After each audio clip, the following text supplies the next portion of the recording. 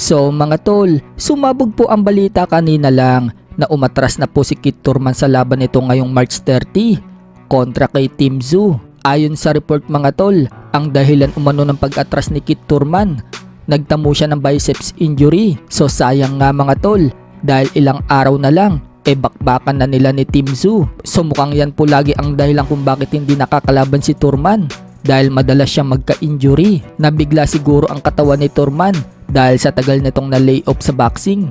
Pero tuloy pa rin po ang laban sa March 30. May pumalit na po kay Kit Turman. Walang iba kundi ang top contender sa super welterweight division na si Sebastian Fundora na may height na 6'5". Mukhang mag-a-adjust dyan si Team Zoo. Napalitan kasi na matangkad ang kalaban niya.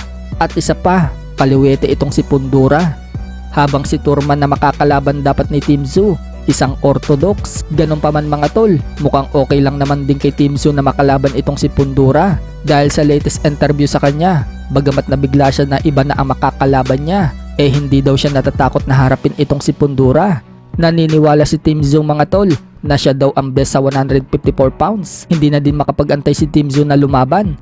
Dahil bukod kasi sa nakatayaan WBO Super Welterweight belt niya, mukhang isasama na din sa laban na yan ang WBC Super Welterweight belt pag nagkataon.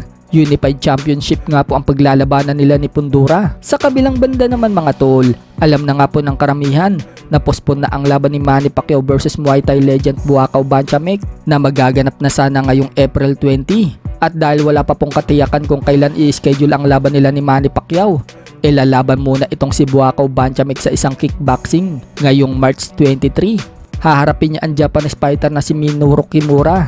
Sa ibang banda, mukhang hindi po gusto ng nanay ni Jake Paul na labanan ng anak niya itong si Mike Tyson. Nang sabihin kasi ni Jake Paul sa nanay niya na lalaban siya kay Mike Tyson ngayong July 20, naawa ang nanay ni Jake Paul. Ayaw umano niya makitang patulugin ni Mike Tyson ang anak niya.